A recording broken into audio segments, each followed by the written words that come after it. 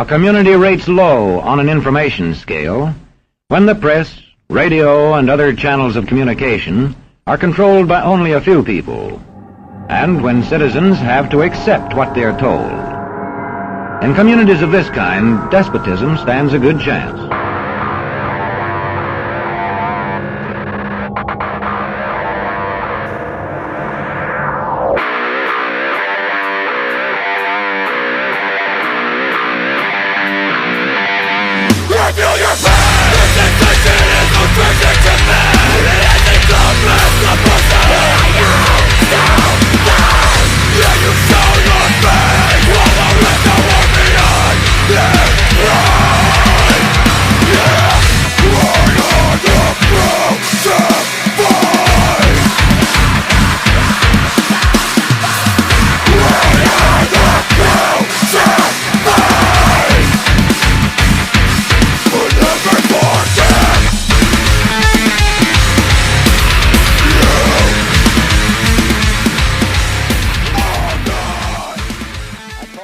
Adolphin. It's a dolphin with my face on it, which makes it a dolphin.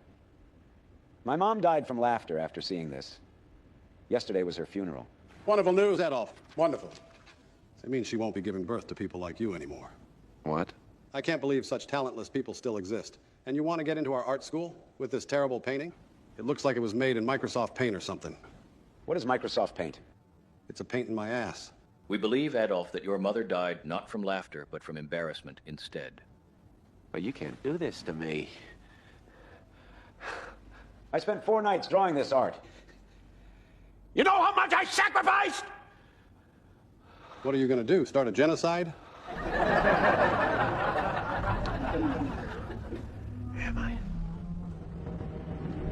See how community trains its teachers. Bear this in mind.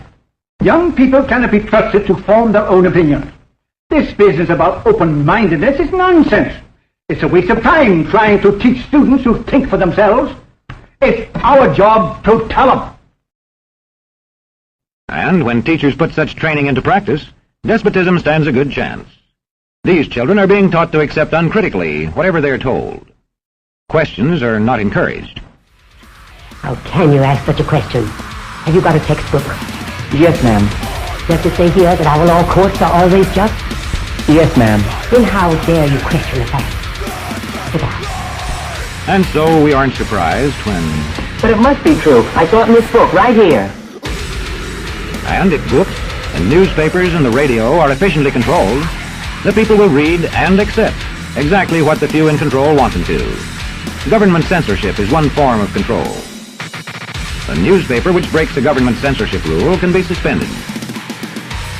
It is also possible for newspapers and other forms of communication to be controlled by private interests. I thought I told you to kill that story. It'll cost us a lot of advertising. If that story goes out, I quit. All right. Thousands of years ago, he attempted to enslave the entire earth. But the wizards of the world banded together, using their powers to drive Set into the abyss, trapping him in that other dimension. His serpent men, disguised as humans, still live among us, awaiting the return of their master. For thousands upon thousands of years, I have waited for these stars to fall. My liberation is now at hand. How is this possible, Magnificent One? The stars are made of the same metal as the Black Ring. Behold. You must build me 7 great pyramids with a disc of star metal atop each one. Only then can you forever release me from the abyss. Only then can you make me free. Free to enslave the earth at last. Do not fail me. Certain that we stand at a defining hour. Halfway around the world, we are engaged in a great struggle in the skies and on the seas and sands. We know why we're there. We are Americans, part of something larger than ourselves. For 2 centuries, we've done the hard work of freedom, and tonight we lead the world in facing down a threat to decency and humanity. What is at stake is more than one small country. It is a big idea, a new world order, where diverse nations are drawn together in common cause to achieve the universal aspirations of mankind: peace and security, freedom, and the rule of law. Such is a world worthy of our struggle and worthy of our children's future. If it is possible, I want to continue to build a lasting basis for U.S.-Soviet cooperation for a more peaceful future for all mankind. The triumph of democratic ideas in Eastern Europe and Latin America, and the continuing struggle for freedom elsewhere, all around the world, all confirm the wisdom of our nation's founders. Tonight, we work to achieve another victory, a victory over tyranny and savage aggression. Welcome to Cognify, a facility designed to treat criminals like patients. Instead of spending years in an actual prison cell, prisoners could finish their sentence here in just a few minutes. Cognify could someday create and implant artificial memories directly into the prisoner's brain. These complex, vivid, and lifelike memories are created in real time using AI-generated content. Depending on the seriousness of the subject's crime and their sentence, the memories could be tailored to the rehabilitation needs of each subject. The artificial memories implanted by Cognify would be seamlessly incorporated into the existing neural networks of the brain, preventing cognitive dissonance and ensuring the subject experiences the memories as if they were real. The Cognify concept offers a new approach to criminal rehabilitation, transforming how society deals with offenders by focusing on rehabilitation rather than punishment. First, the prisoner is given a choice, either spending tens of years in a prison cell or seeking fast-track rehabilitation through artificial memory implantation. If the prisoner chooses to undergo fast-track rehabilitation, the Cognify device is used. Next, the prisoner undergoes high-resolution brain scanning to create a detailed map of their neural pathways. This brain map helps guide the Cognify device to target specific brain regions responsible for memory, reasoning, and logical thinking, such as the hippocampus, prefrontal cortex, amygdala, parietal lobe, and anterior cingulate cortex.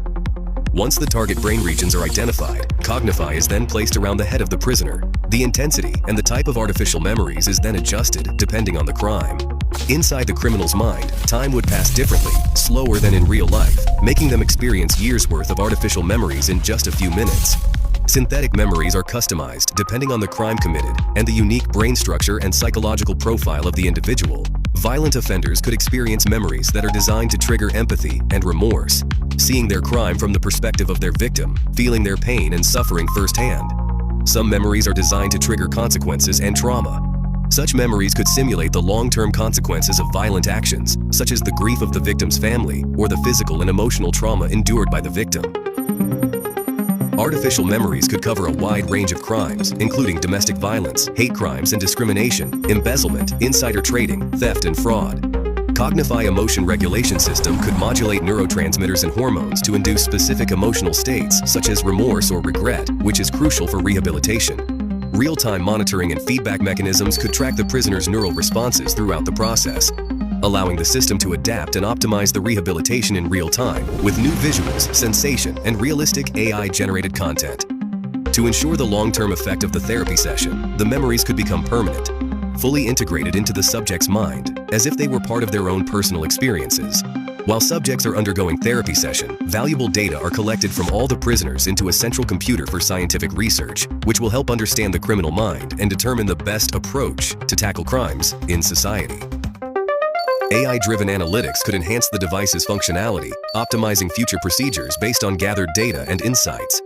Cognify could feature encrypted storage for sensitive prisoner information and rehabilitation data. A compact and portable design would allow Cognify to be used anywhere in the world. It would be constructed with durable materials to withstand frequent use. Its energy-efficient design would ensure long operational life, reducing the need for frequent recharges. It would have the ability to integrate seamlessly with other prison systems, like security cameras and biometric identification. Once the therapy session is concluded, family members of the subject could be provided with a comprehensive report on the new artificial memories that have been implanted, offering them a chance to adjust to the subject's new, positive personality traits. The subject is then released back into society to start a new life away from crimes. The Cognify concept could revolutionize the criminal justice system by significantly reducing the need for long-term incarceration and its associated costs. Traditional prisons require substantial budgets for construction, maintenance, staffing, and prisoner care, including food, healthcare, and rehabilitation programs. By replacing extended prison sentences with brief, intensive rehabilitation through artificial memory implantation, the costs of maintaining prison facilities and supporting inmates could be drastically lowered. The funds saved from reduced incarceration and recidivism rates could be reallocated to other critical areas. These might include education, healthcare, infrastructure development, social welfare programs, or research and development initiatives that benefit society as a whole. By rehabilitating offenders more quickly, Cognify could enable them to reintegrate into society sooner and contribute to the workforce. This increased productivity could boost the economy and generate tax revenue, further offsetting the initial investment in such technology. Successful rehabilitation through Cognify could lead to safer communities, reduced crime rates, and improved social well-being. This could have far-reaching positive impacts on individuals, families, and society as a whole, contributing to a more stable and prosperous future. Apart from treating criminals, Cognify could also be used to treat severe memory loss by helping patients recall their past memories. It could also treat patients with PTSD by implanting positive memories that replace the negative ones. What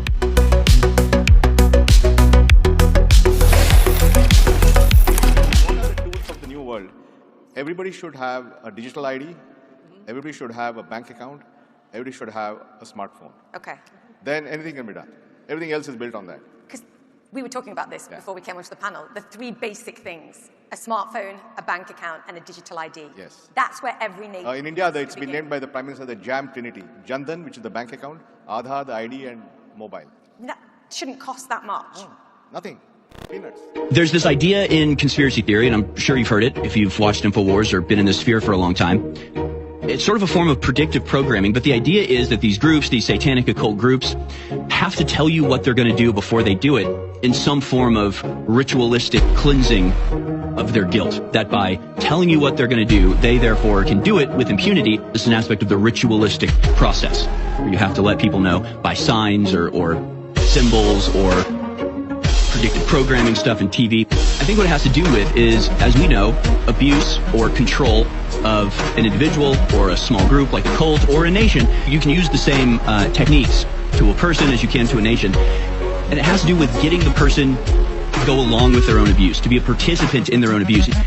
And by getting the person that you're abusing, that you're controlling, to think that they're actually responsible for it, to think that it's their fault, then they become an accomplice as well as a victim to you, and it makes your control that much more solid. So the method of control for humanity is to get the person that you're trying to control to agree to and co-sign their own abuse. It's about morally being immune from blowback by getting your victim to go along with your exploitation and abuse. If I tell you I'm going to do this and you don't stop me, it's your fault. You can't blame me. I told you I was going to do it.